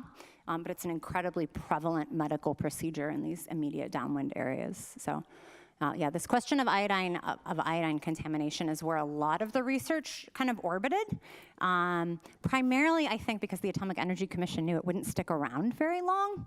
So it seemed like, I think, a little bit more accessible toxin to study than plutonium, which never really goes away. Other questions that I can answer for folks? Absolutely. Wonderful. Well, I'd love to get some more thoughts from folks up on the board. I know I kept everybody here a little longer than they planned. Yeah? Have you been trolled? Is the military knocking on your door? Do you ever feel not safe with your work? My mother has asked me that a lot of times. My impression is that I am much too small of a fish to cause a whole lot of alarm. I do know that I have been noted in a number of different situations where I have been doing research. I've had encounters with federal officials related to this topic, but I'm still able to fly on planes. I'm still able to get into the National Archives. So as far as I know, I still continue to be safe doing this work. But it's definitely, there are questions of safety when it comes to visiting these sites, that I can't. My concern is environmental risk rather than the security state, which I think has its hands full right now. But yeah, you can't rule out the possibility when your ethics bring you into the field, bring you into society, that you may run afoul of other people's agendas. And these are questions that we have to, again, continually ask ourselves and continually revisit as we do this work. One thing that I'm really hopeful that folks will discuss this weekend, even though we kind of ran out of time at the end of the night tonight, is how we can carry the energy of these conversations with us after we leave. I know that the dedicated crew of people that worked on organizing this conference have been talking about what that might look like, and I think that's a conversation that everyone who's involved in this conference should participate in. Whether it ends up being somebody does a podcast or somebody puts together some of the papers that are presented this weekend, or create some sort of a social media presence that continues so that people can find each other and continue having these conversations moving forward. I think that would be really exciting. I'd certainly love to check up on what y'all are doing. Yeah, go ahead. I've heard some environmentalists argue that we need to increase our use of nuclear power, or is it, lessen our dependence on fossil fuels? Yep. I get asked that a lot. I am not willing to rule out the possibility of actual clean nuclear technology, but it is not possible in our current infrastructure, in our current regulatory structure, or in our current structure for sourcing the fuel for that nuclear power. We cannot talk about nuclear power production, I think, without talking about uranium production and the communities that are impacted by it, without talking about the vast amount of toxins that have yet to be cleaned up from our first love affair with nuclear power in the 1970s. And ultimately, a lot of those arguments about, and this does get into some interesting ethical territory about the greater good and how do we measure what the greater good looks like. When we think about the impact of one nuclear accident, like say Fukushima, and then we try to weigh that in comparison to all the other nuclear facilities that have operated without accident for 30 or 40 years, you get into some kind of dodgy mathematics. It's actually pretty difficult to make that argument. The reason that a lot of environmentalists have gotten on board with nuclear to a large extent is because a lot of the major energy companies that are at the table in talking about what a Green New Deal, for example, might look like, are deeply vested in traditional fuels like coal and fossil fuels, but they also have nuclear in their portfolios. So by getting nuclear into conversations about sustainable power moving forward, they maintain an economic stake in the conversation and they maintain a seat at the table. I'm not willing to flirt with nuclear power until we take a good hard look at the damage that we've already done with our existing nuclear power structure. We don't have a plan in place to deal with nuclear waste. The largest and most toxic nuclear site in the United States is just over the mountains at Hanford. They think maybe it will be cleaned up by 2050. They actually have no idea how to clean it up. Plutonium has escaped the Hanford site repeatedly just in the last few months and been found in Richland, has been found in the lungs of workers at the site. I'm really not comfortable moving forward with nuclear power until we learn to deal with the mess that we've already made. But fundamentally, it's a question for me of the uranium industry and the fact that that's never a part of these conversations about clean nuclear. How much conversation do, in terms of these environmentalists, people studying this possibility of nuclear, how much are we talking with, for instance, my understanding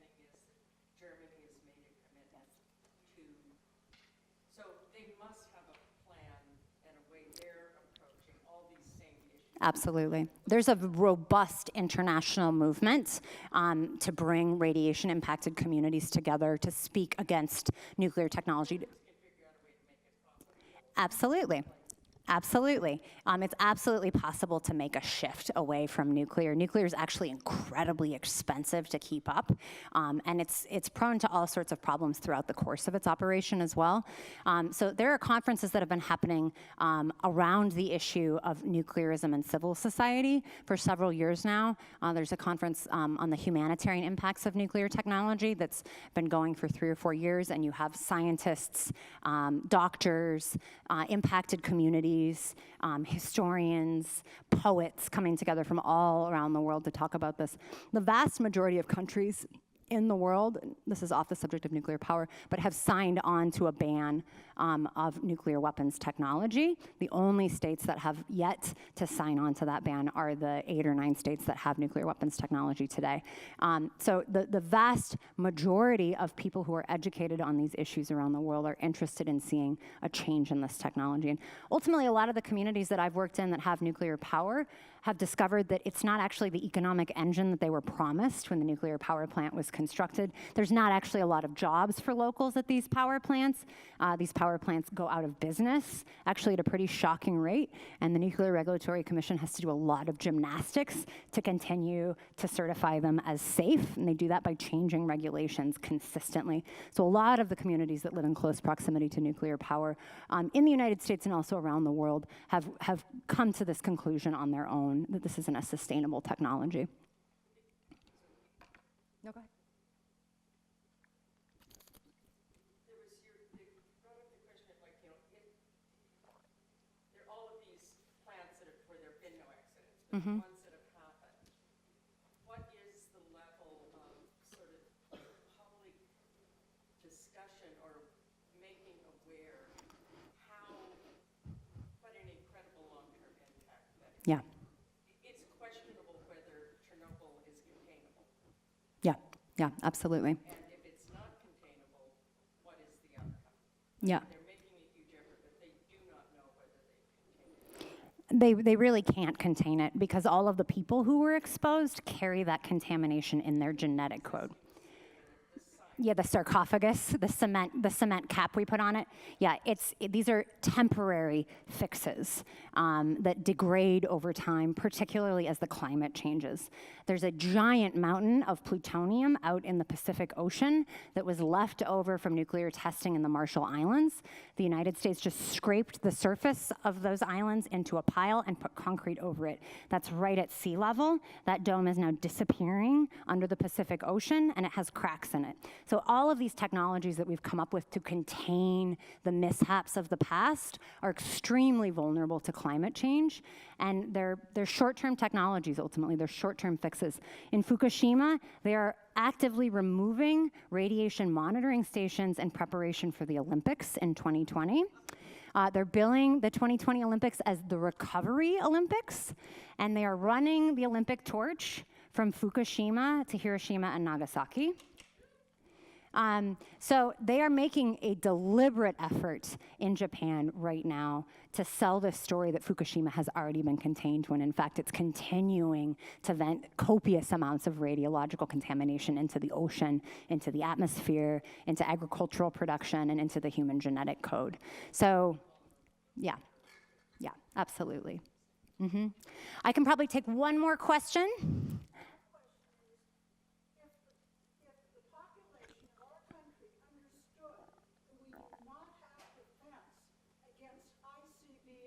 Intercontinental ballistic missiles. We're not going to. Wouldn't we just get out of the game? You would think.